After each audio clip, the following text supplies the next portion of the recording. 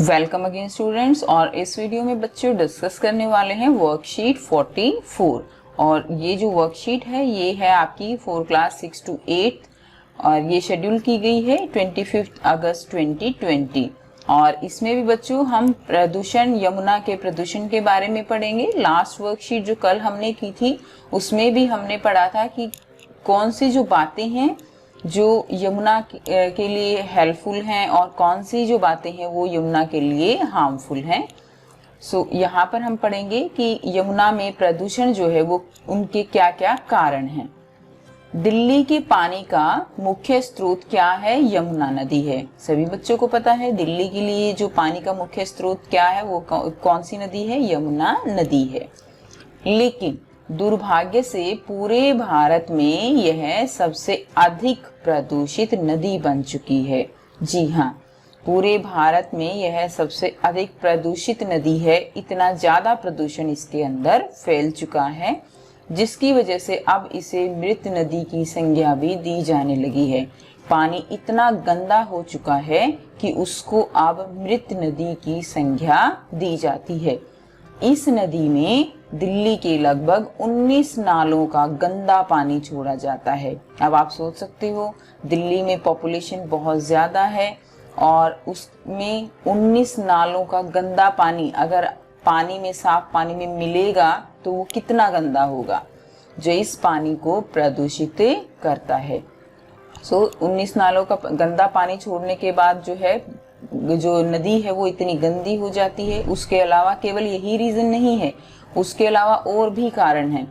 उस कारणों में अगला क्या है? धार्मिक गतिविधियां।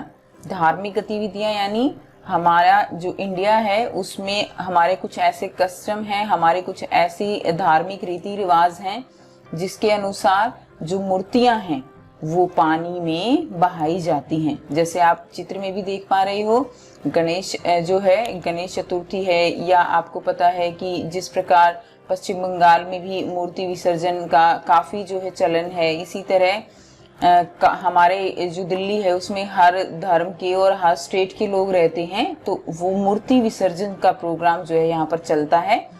गणेश चतुर्थी पे गणेश की मूर्ति विसर्जित की जाती है। तो उससे क्या होता है कि इन मूर्तियों को बनाने में बहुत सारा केमिकल, कलर, ये सब जो है यूज होता है, जिससे सारा का सारा फिर पानी के अंदर ये बह जाता है, चला जाता है और पानी जो है वो बहुत ज्यादा गंदा होता है। आप देख पा रहे हो कितना कूड़ा कचरा नदी के अंदर फैला दिया गया है। तो ये बहुत ही ज्यादा प्रदूषित नदी हो चुकी है। अगला जो रीजन है वो क्या है? उर्वरक और कीटनाशक। यानी खेतों के अंदर फसल की पैदावार को बढ़ाने के लिए उर्वरक डाला जाता है, दवाइयाँ डाली जाती हैं। कीटनाशक क्या होता है? दवाइयाँ। तो कीटनाशक डाला जाता है जिससे वो मिट्टी में चला जाता है और मिट्टी से फिर वो पानी के अंदर बह जाता है, जिसके कारण पानी जो है वो बहुत ज्यादा प्रदूषित होता है। नेक्स्ट है औद्योगिक कचरा। औद्योगिक कचरा यानी आपको पता है दिल्ली में बहुत सारी फैक्ट्रीज हैं और उन सभी फैक्ट्रीज का गंदा पानी, केमिकल वाला पानी वो नदी में छोड़ दिया जाता है, जो कि इस यमुना के पानी को पीने लायक तो बहुत दूर की बात है बच्चों, उसमें जो है हम और भी कोई उसको यूज नहीं कर सकते, पानी को किसी तरह यूज नहीं कर सकते बिना साफ किए हुए। इतना ज्यादा गंदा पानी ये हो जाता है। यमुना एक्शन प्लान परियोजना 1993 में यमुना नदी को साफ करने के लिए लागू की गई थी। ठीक है, यमुना एक्शन प्लान कब स्टार्ट किया गया था? इन 1993। और सरकार अब तक इस परियोजना में अरबों रुपए खर्च कर चुकी है। ठीक है, इस परियोजना में अब तक अरबों रुपए खर्च हो चुके हैं, लेकिन अभी भी यह नदी हमारी आदतों की वजह से बुरी स्थिति में है और अभी भी इसमें कोई सुधार नहीं आया है। और जब तक हम अपनी आदतें नहीं सुधारेंगे तब तक कोई सुधार आएगा भी नहीं। अब आपने वर्कशीट को समझ लिया है, तो इसीलिए हम क्या करेंगे, कुछ क्वेश्चंस दिए गए हैं उनके हम उत्तर जानेंगे। पहला क्वेश्चन क्या है? दिल्ली में पानी का मुख्य स्रोत क्या है? तो बच्चों दिल्ली में पानी का मुख्य स्रोत क्या है? सभी बच्चों को पता है दिल्ली में पानी का मुख्य स्रोत क्या है? यमुना नदी है। दूसरा क्वेश्चन क्या है? आपके विचार से यमुना प्रदूषण के क्या कारण हैं? तो हमारे विचार से, यानी अभी आपने ऊपर पढ़ा कि यमुना प्रदूषण जो है, यमुना नदी के प्रदूषण के मुख्य कारण क्या क्या हो सकते हैं। पहला कारण क्या है, इसमें 19 नालों का गंदा पानी छोड़ा जाता है। दूसरा कारण धार्मिक गतिविधियां। तीसरा कारण उर्वरक व कीटनाशक। चौथा कारण क्या होगा, औद्योगिक कचरा जो नदियों में छोड़ दिया जाता है। तीसरा क्वेश्चन क्या है बच्चों, यदि आपके पास अलादीन की तरह एक जादुई चिराग हो तो आप जिन्न से यमुना नदी के लिए कौन सी 3 इच्छाएं पूरी करने के लिए कहेंगे। तो आप सोचिए, आपकी जो इच्छाएं हैं वो आप लिख सकते हो कि अगर अलादीन का चिराग बच्चों आपके पास हो तो आप कौन सी यमुना नदी के लिए इच्छाएं उससे मांगोगे, कौन सी इच्छा व्यक्त करोगे।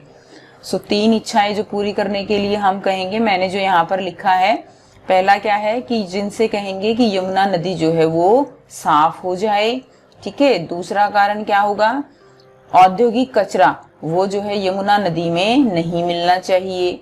तीसरा, कोई भी व्यक्ति किसी भी रूप में अगर पानी गंदा करता है तो उसे जो है सजा मिलनी चाहिए, अपने आप ही उसको सजा मिल जाए। ठीक है। नेक्स्ट क्वेश्चन क्या है, क्वेश्चन नंबर 4, नदी में मूर्ति विसर्जन की जगह लोगों को कुछ अन्य विकल्पों के सुझाव दीजिए। इसके लिए आप अपने बड़ों की सहायता भी ले सकते हैं। तो देखिए बच्चों, मूर्ति विसर्जन जो है उसके लिए हम इस तरह नदियों में मूर्ति को बहाकर क्या क्या विकल्प उसके लिए हम ढूंढ सकते हैं वो आपको लिखने हैं। मूर्ति विसर्जन जो है वो घर में ही कर सकते हैं, किसी बाल्टी या टब में मूर्ति विसर्जन किया जा सकता है, उससे पानी गंदा नहीं होगा। या फिर विसर्जन के लिए कृत्रिम तालाब या नदी बनाई जा सकती है। जैसे कि छठ पूजा पर सब बच्चों को पता है कि अलग से तालाब या नदियां जो है वो बना दी जाती हैं। इसी तरह जब मूर्ति विसर्जन ऐसे गणेश चतुर्थी पे या कोई भी और त्योहार है उस पे अगर मूर्ति विसर्जन होता है तो उसके लिए कृत्रिम तालाब या नदी बनाई जा सकती है। तो ये थी बच्चों आज की वर्कशीट, और आई होप आपको क्वेश्चन जो है वो क्लियर हैं। अगर फिर भी प्रॉब्लम है तो बच्चों आप कमेंट करके पूछ सकते हो। Thanks for watching.